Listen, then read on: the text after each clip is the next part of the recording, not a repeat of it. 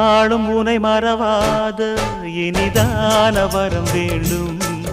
உறவாலும் உடல் உயிராலும் பிரியாத வரம் வேண்டும். விழியோடு இமை போலே விலகாத நிலை வேண்டும்.